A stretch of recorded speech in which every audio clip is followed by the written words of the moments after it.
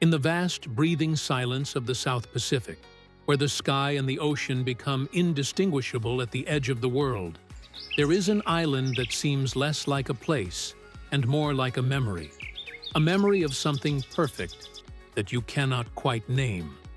The light arrives here first, long before the rest of the world has stirred. It comes in soft and golden across the lagoon, painting the water in colors that have no proper name in any language. A turquoise, too alive to be a color. A blue, too deep to be a surface. And rising from the center of it all, ancient and unmoved, the volcanic spine of Mount Otomanu stands wrapped in morning cloud, its dark basalt flanks draped in a green so dense it looks almost black in the early hour. This is Bora Bora. It is an island that the world has decided to call paradise. A word so overused it has lost its meaning almost everywhere else. But here, standing at the edge of the lagoon as the first canoe cuts a silent line through the still water, the word feels earned. It feels precise.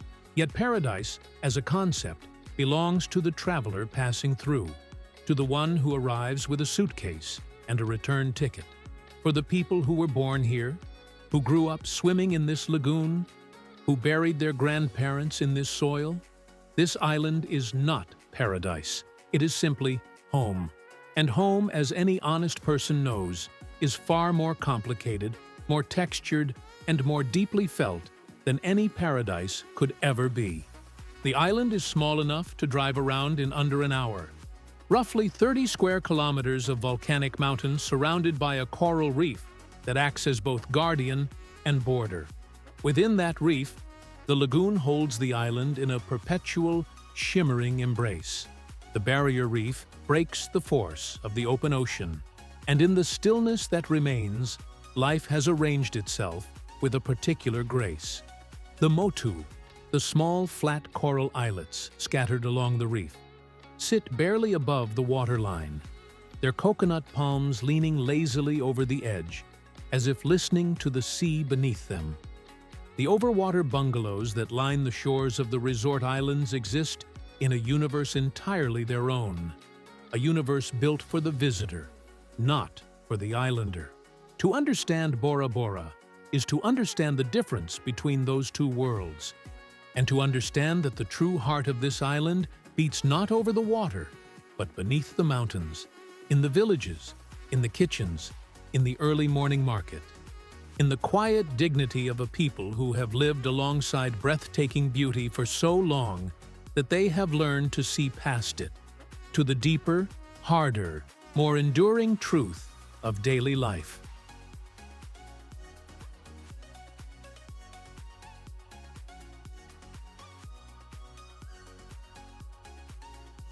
The day begins before the tourists have opened their eyes. In the village of Vaitape, the island's only proper town, the first signs of life appear along the main road that traces the waterfront. A truck rattles past carrying fresh produce from the central island of Raiatea. A fisherman returns from a night on the open ocean beyond the reef, his small boat heavy with tuna, his face composed in the particular quiet of someone who has been alone with the sea for many hours and is not yet ready to return entirely to the world of other people. A woman sweeps the concrete step in front of her home with the unhurried deliberateness of someone for whom this act is not a chore, but a ritual, an affirmation that life continues, that the day is worthy of being prepared for. Vaitape is not a grand place.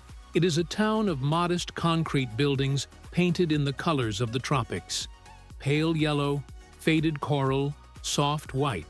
There is a small market, a handful of shops, a post office, a church whose bells mark the hours with a gentle insistence. Yet it is here, on these ordinary streets, that the true character of the island reveals itself. Because Bora Bora, for all its global fame, is at its core a small Polynesian community.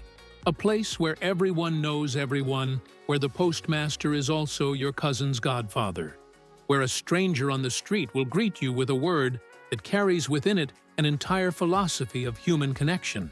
That word is maiva, welcome, but it means more than welcome. It means you are seen. You belong here, at least for this moment.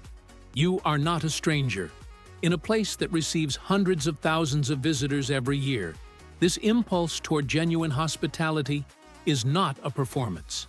It is a deeply rooted Polynesian value, a way of moving through the world that places human connection above commerce and community above convenience. The rhythm of the working day is shaped by the island's peculiar economic reality. Many men and women work in the resort industry as boat drivers, dive instructors, housekeeping staff, chefs, and guides. They leave home in the early morning and cross the lagoon by boat to the resort islands that float offshore.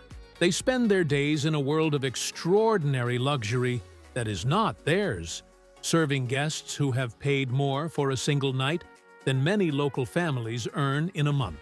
And then, at the end of the day, they cross the lagoon again and return to the village, to the concrete house, to the dinner table, to the life that is actually theirs. This daily crossing, from one world to another and back again, is one of the defining rhythms of life in Bora Bora. It requires a particular kind of internal composure, a quiet sense of self that does not bend to the pressures of the world you pass through.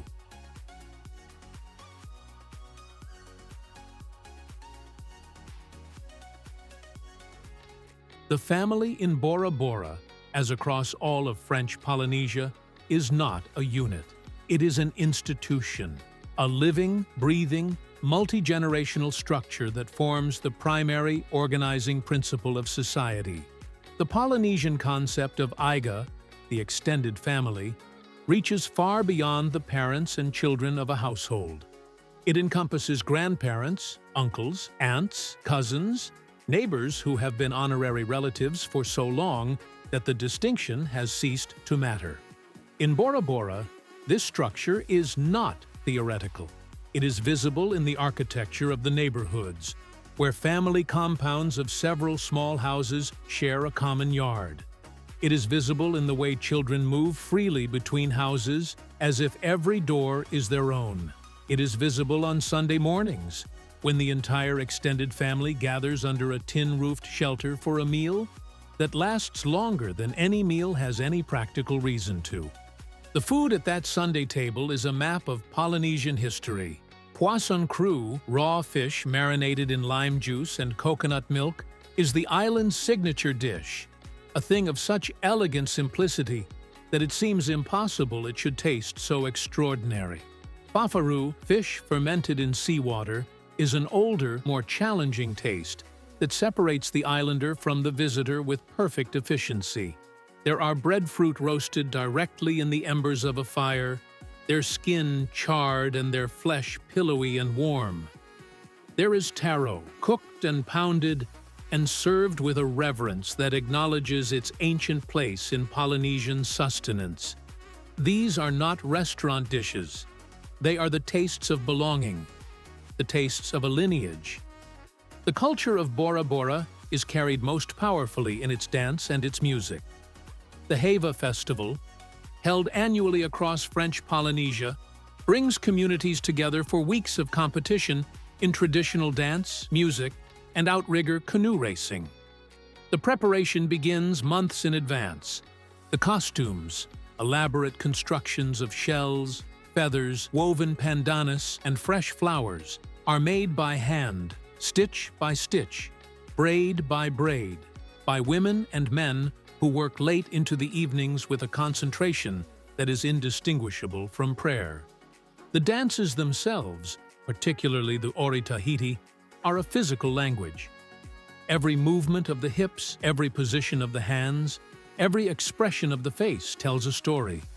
Of the sea, of the gods, of love, of war, of the particular grief and joy of living on a small island in the middle of the largest ocean on Earth. This cultural pride is deep and it is not passive. The Maohi people of French Polynesia, of whom the people of Bora Bora are part, carry within their identity a history of colonization, of religious conversion, of language suppression, and of gradual recovery. The Tahitian language, Reo Tahiti, came close to extinction. Today, it is taught in schools alongside French, and a younger generation speaks it with a possessive pride that is both political and personal. To speak your ancestral language is to refuse a certain kind of erasure. It is to insist on the continuity of a people.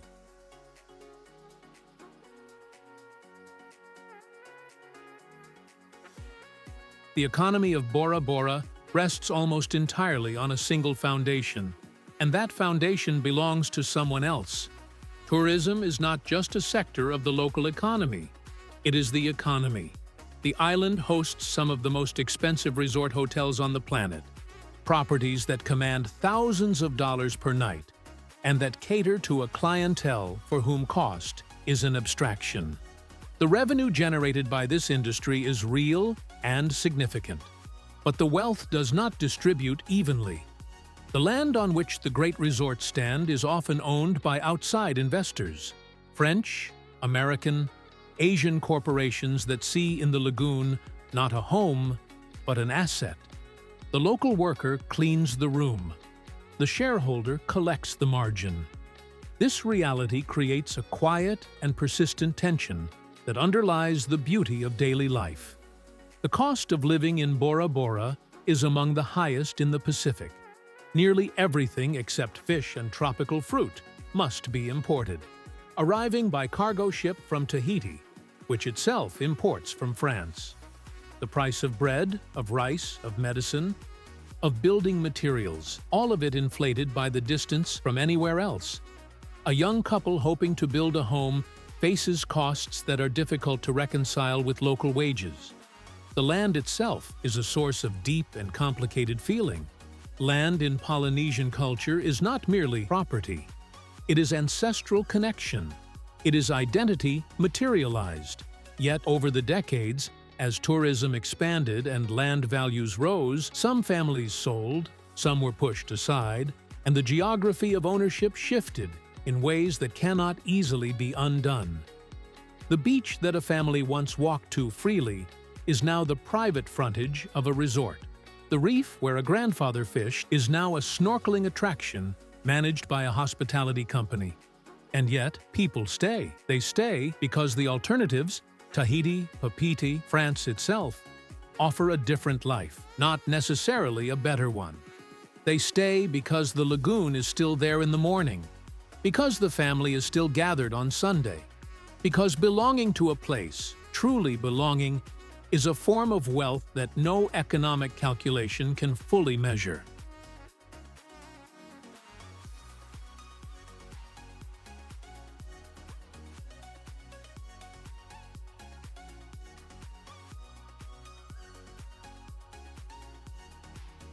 The lagoon is not scenery. It is a partner in daily life. Every islander has a relationship with the water that is physical, practical, and deeply spiritual. Children learn to swim before they learn to ride a bicycle. Boys learn to read the wind and the current before they learn to read a map. The outrigger canoe, the Varai, is not a tourist attraction. It is a technology perfected over 2,000 years of Polynesian navigation, and paddling it is a skill that connects the living to their ancestors across an ocean of time. The coral reef that circles the island is one of the most biodiverse marine ecosystems on Earth. Its colors, its inhabitants, its extraordinary complexity. The reef is a library written in living organisms. Islanders have read that library for generations. They know which fish run in which season. They know where the manta rays gather in the early morning. They know the moods of the lagoon the way city people know the moods of their streets. This knowledge is not academic. It is the knowledge of survival, of relationship, of respect. Here is an expanded version. That respect is tested now by forces that originate far beyond this lagoon, forces that no island council can vote away, and no ancient prayer can redirect. The ocean is warming. The coral, which requires precise and almost impossibly narrow conditions to survive, the right salinity, the right light, water within a degree or two of what it has always known, bleaches white and dies in water that is even slightly too warm. It does not die dramatically. It does not announce itself. It simply loses its color, like a face draining of blood, and then it is gone. The reef that took 10,000 years to build can collapse in a single bad summer. The sea level rises, almost imperceptibly, almost too slowly to photograph, too gradual for any single image to capture. But the elders notice. They have always noticed. These are people trained by generations of ocean reading to detect changes that instruments only recently learned to measure. The motu that were broader when they were children are narrower now. The sandbars that appeared at low tide during their grandparents' time no longer appear at all. The coconut trees that once stood back from the waterline, rooted in dry sand, now have their roots in salt water at high tide, leaning seaward as if already beginning to surrender.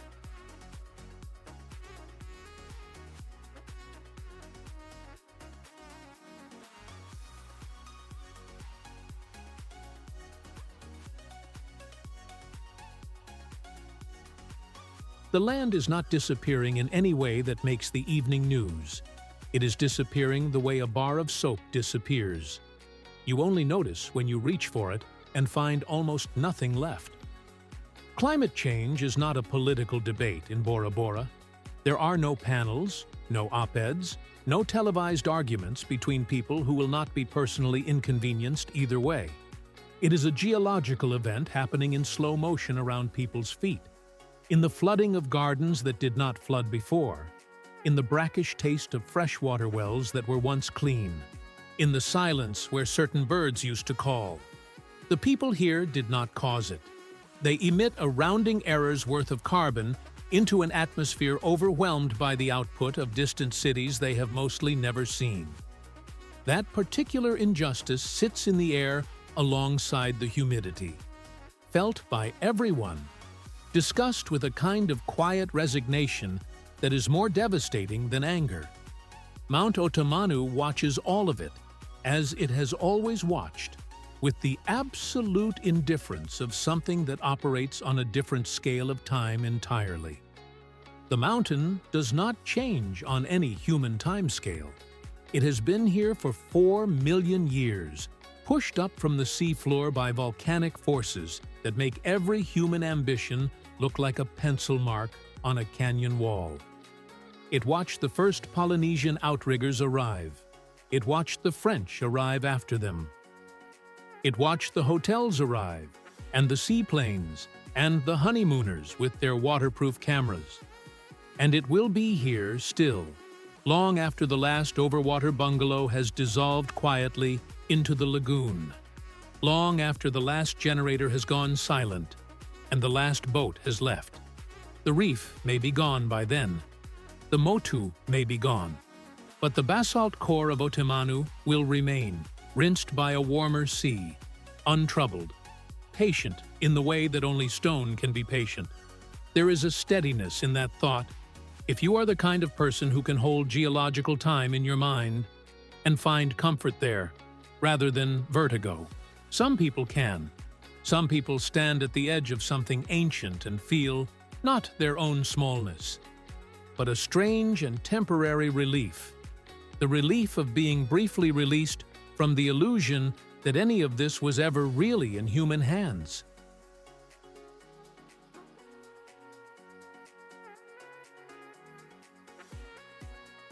Why does a person stay in a place the whole world wants to visit? The question sounds simple. The answer is not. It is found, as most true answers are, not in logic, but in the accumulated weight of ordinary moments. The kind that do not photograph well, that resist the frame, that exist only in the living of them. It is found in the smell of tiar flowers, the small white gardenia of Tahiti, that blooms in every garden, and whose fragrance drifts through open windows at dusk, settling into the fabric of curtains, into hair, into the skin of everyone who has ever called this place home. It is found in the sound of a child's laughter, carried across the lagoon on an evening breeze.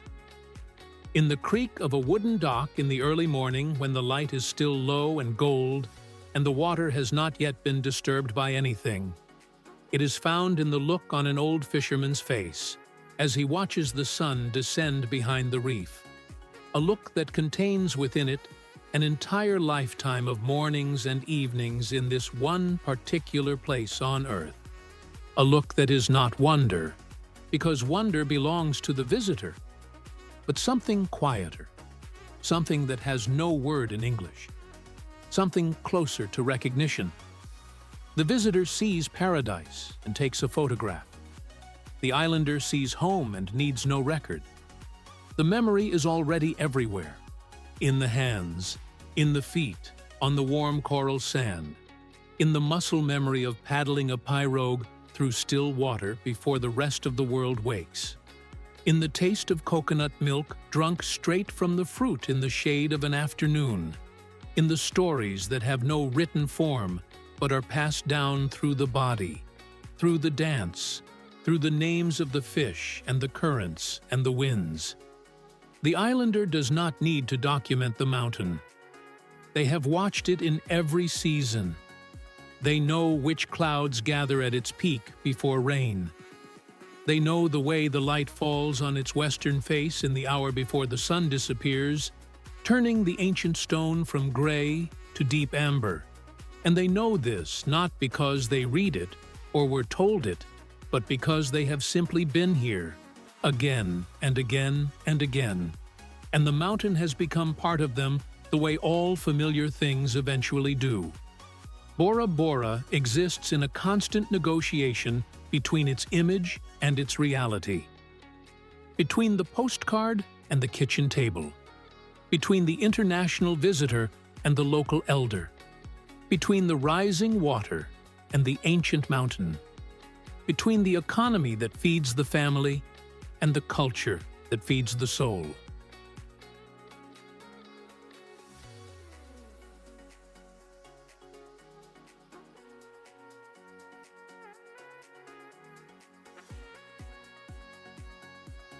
It is a place of extraordinary beauty and of quiet, genuine difficulty, of infrastructure that struggles under the weight of its own fame, of young people pulled between the island and the wider world, of elders who remember a different rhythm and watch, with complicated feelings as the pace quickens around them. It is a place of global fame and of deeply private, intensely local identity, of a people whose ancestors navigated the largest ocean on Earth by stars and currents, and the behavior of birds, and who now navigate a different kind of complexity with the same essential quality. An orientation toward what is real. There are things the brochures do not say. They do not say that the ferry crossing in bad weather is miserable and delays everything. They do not say that the cost of living on a remote island in the middle of the Pacific is quietly brutal, that a bag of groceries can cost what it would not cost almost anywhere else, that the distance from everything is not romantic, when what you need is urgently elsewhere. They do not say that the young leave sometimes, and that the leaving is not simple, and that the ones who return carry within them a particular kind of knowledge, the knowledge of what the island looks like from the outside, which is to say, the knowledge of just how strange and singular and irreplaceable it is. But the people who call this island home know something that the millions who dream of visiting it do not. They know that the most beautiful thing about Bora Bora is not visible in any photograph. It is not the color of the water, though the water is genuinely unlike anything else on Earth. A blue that shifts through a dozen registers, depending on the depth and the hour and the angle of the sun. A blue that painters have tried and failed to reproduce because it is not just a color, but a quality of light and stillness and living salt. It is not the silhouette of Mount Otomanu against a cloudless sky, though the mountain is extraordinary, a volcanic remnant that rises from the lagoon like something placed deliberately, like a reference point for everything. It is not the perfection of a sunrise over the reef, though the sunrises here are the kind that make people believe, briefly and involuntarily, in something larger than themselves.